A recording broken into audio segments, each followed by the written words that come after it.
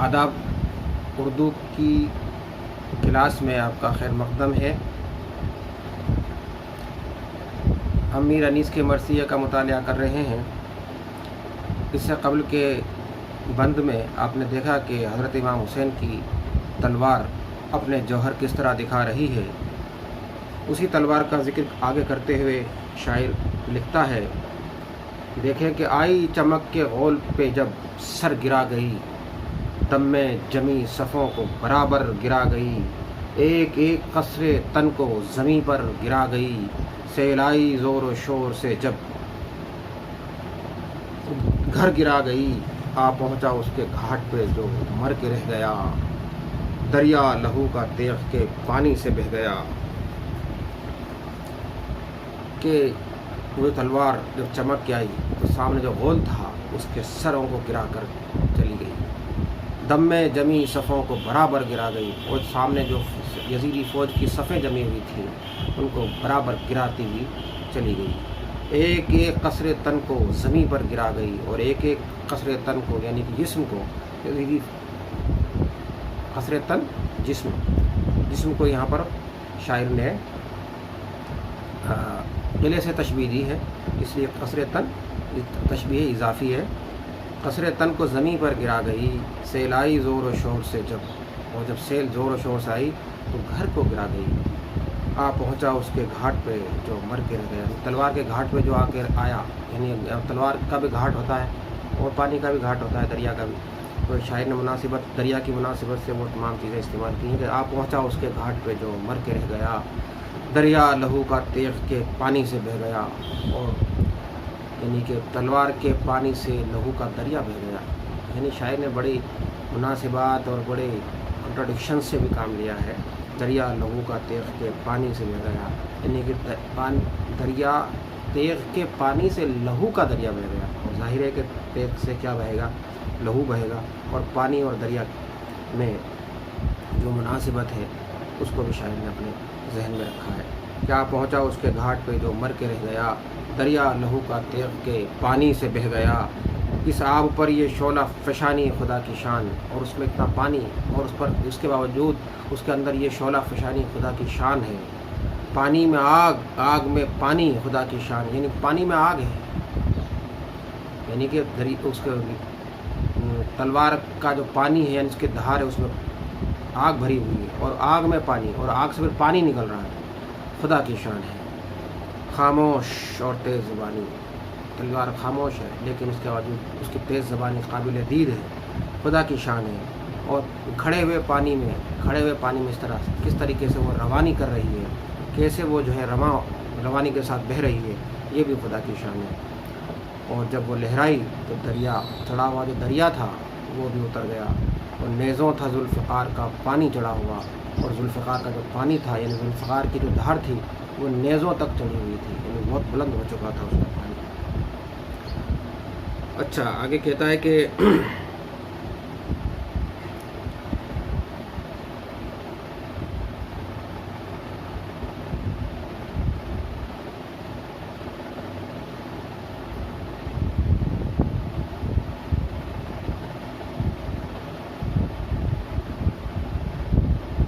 قلب و جناح میں مناؤ و میں سرا تباہ، گردن کشان امت خیر الورا تباہ۔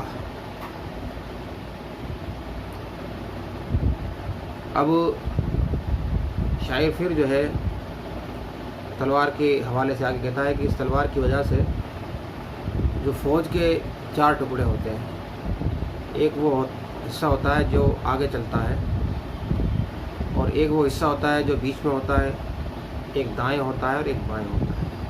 تو قلب جو ہے بیچ والا حصہ ہوا، اور جناح جو ہے آگے چلنے والا ہوا، اور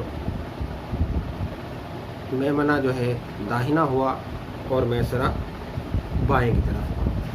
یعنی کہ جب فوج کے جتنے بھی حصے تھے وہ اس تلوار نے تباہ و برباد کر ڈالے، اور جو خیر الورا یہاں سے مراد ہے حضرت محمد مصطفیٰ صلی اللہ علیہ وسلم کے گردن کش، گردن لفظ تھا کش یعنی کہ باغی، یہاں گردن کشان امت خیر الورا یعنی کہ امت خیر الورا کے یعنی کہ حضرت محمد مصطفیٰ صلی اللہ علیہ وسلم کی امت کے جو باغی تھے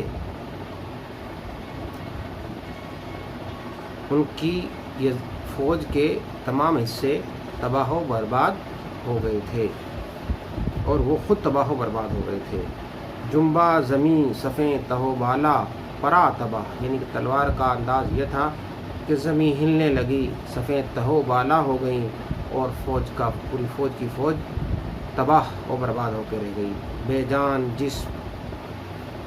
جسم بے جان ہو گئے، روح مسافر ہو گئی یعنی کہ روح چلی گئی، اور سرا تباہ اور حویلی تباہ ہو گئی، مکان تباہ ہو گیا، بازار بند ہو گیا، جھنڈے اکھڑ گئے، فوجیں ہوئیں تباہ، محلے اجڑ گئے۔ یہ تمام کا تمام منظر ہے جو اس تلوار کی وجہ سے سامنے آیا۔ پھر آگے دیکھیں کہ اللہ ہری تیزی و برش اس شولش رنگ کی، چمکی سوار پر تو خبر لائی تنگ کی، پیاسی فقط لہو کی طلبگار جنگ کی، حاجت نہ سان کی تھی اسے کچھ نہ سنگ کی، خون سے فلک کو لاشوں سے مقتل کو بھرتی تھی، سو بار رو میں چرخ پہ چڑھتی اترتی تھی۔ اللہ رہی اس تلوار کی تیزی اور برش، اس شعلہ رنگ کی، تلوار کو شعلہ رنگ کا ہے، شعلے جیسی، چمکی سوار پر یعنی سوار پر جو چمکی یعنی سوار پر حملہ آور ہوئی تو زین کا جو چوڑا تسمہ ہوتا ہے اس کو تنگ کہتے ہیں، اس کی خبر لائیں اس تک کو کاٹ دیا۔ پیاسی فقط لہو کی، یہ تلوار صرف لہو کی پیاسی تھی، صرف طلبگار تھی جنگ کی یعنی صرف اس کو جنگ طلب مطلوب تھی، اس کو نہ تو سان کی حاجت تھی نہ اسے سنگ کی حاجت تھی، یعنی کہ جس چیز پر سان اس کو کہتے ہیں جس پر تلوار کی دھار کو تیز کیا جاتا ہے، اس کو اس چیز کی ضرورت ہی نہیں تھی۔ پتھر پر بھی جو ہے تلوار کو گھس کر تیز کیا جاتا ہے، اس کو نہ تو سان کی ضرورت تھی نہ سنگ کی ضرورت تھی۔ اس تلوار نے فلک کو خون سے بھر دیا تھا اور مقتل کو لاشوں سے بھر دیا تھا، خون سے فلک کو لاشوں سے مقتل کو بھرتی تھی، سو بار رو میں چرخ پہ چڑھتی اترتی تھی، اور جب رو میں آتی تھی تو 100 بار آسمان پر جاتی تھی اور واپس آتی تھی۔ یہ تلوار کیا تھی؟ آگے کہتا ہے کہ تیغے خزاں تھی گلشن ہستی سے کیا اسے، گھر جس کا خود اجڑ گیا بستی سے کیا اسے، وہ حق نما تھی کفر پرستی سے کیا اسے، جو آپ سر بلند ہو پستی سے کیا اسے، کہتے ہیں راستی جسے وہ خم کے ساتھ ہے، تیزی زباں کے ساتھ برش دم کے ساتھ ہے، تیغے خزاں تھی اس گلشن ہستی سے کیا اسے، یعنی وہ تو تلوار جو خزاں کی تلوار تھی اس کو زندگی کے باغ سے کیا لینا دینا، اور جس کا خود کا گھر اجڑ گیا ہو اسے بستی سے کیا لینا دینا، وہ تو تباہی و بربادی لائے گی ہی لائے گی۔ چمکی وہ حق نما تھی، وہ تو حق کو دکھانے والی تھی، کفر پرستی سے اسے کوئی لینا دینا نہیں تھا۔ جو آپ سر بلند ہو وہ تو آپ ہی سر بلند تھی، اسے پستی سے کیا لینا دینا، کہتے ہیں راستی جسے وہ خم کے ساتھ ہے،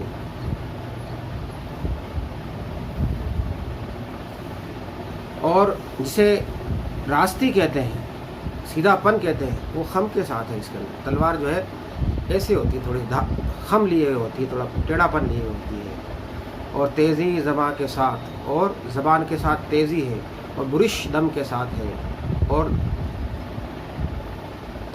دھار ہے وہ دم کے ساتھ ہے۔ آگے چلے کہ سینے پہ چل گئی تو کلیجہ لہو ہوا، گویا جگر میں موت کا ناخن فرو ہوا، چمکی تو لا مکان کا غل 400 ہوا، جو اس کے منہ پہ آ گیا بے آبرو ہوا، رکتا تھا ایک وار نہ 10 سے نہ 5 سے، چہرے سیاہ ہو گئے تھے اس کی آنچ سے۔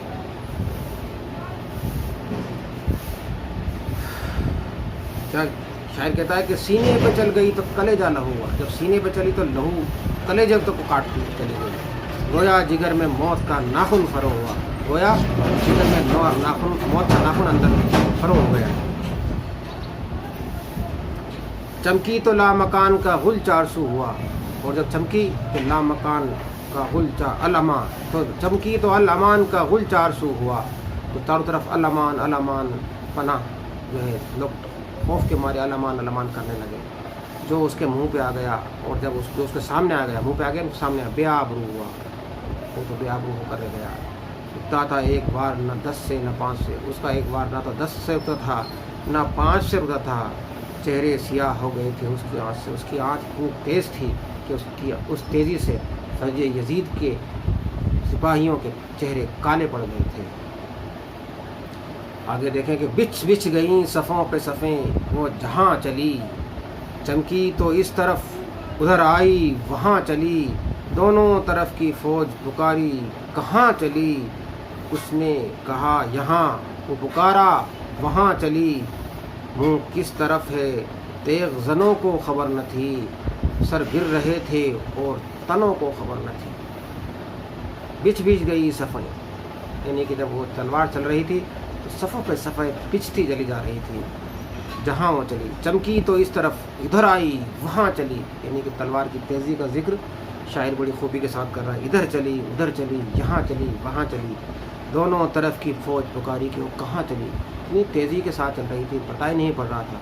फौजें पुकारने लगी कि तलवार कहाँ चल रही है। उसने कहा यहाँ, और वो पुकारा वहाँ चली। कोई ये कह रहा था कि यहाँ चली, कोई कह रहा वहाँ चली। इतनी तेज़ी के साथ तलवार चल रही थी।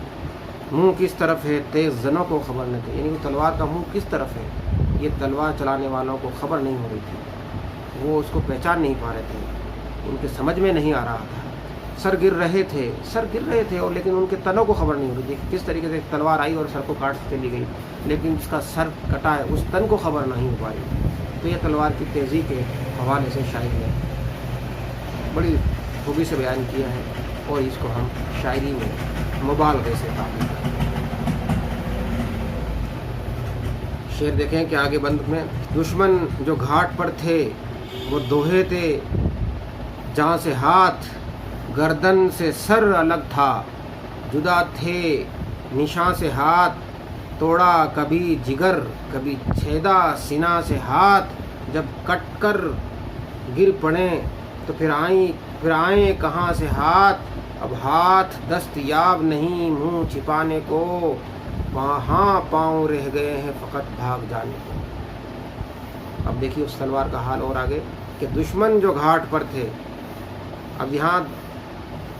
अब उसके घाट पर, अब यहाँ दोनों तो मानी मुराद हो सकते हैं, यानी कि जो दरिया फरात के घाट पर थे वो दुश्मन, या जो दुश्मन इस तलवार की घाट पर आ गए थे वो दुश्मन। दुश्मन जो घाट पर थे वो धोए थे जहाँ से हाथ। अब घाट के हिसाब से हाथ का जान का हाथ से धोना, जहाँ से हाथ धोना, ये भी बड़ा मानी खेज है, क्योंकि घाट और धोने में जो है मुनासिबत है। गर्दन से सर अलग था, जुदा थे निशान से हाथ, यानी गर्दन से सर अलग हो गया था और झंडे से हाथ जुदा हो गए थे। तोड़ा कभी जिगर कभी छेदा सीना से हाथ, कभी उसने जिगर को तोड़ा और कभी सीना से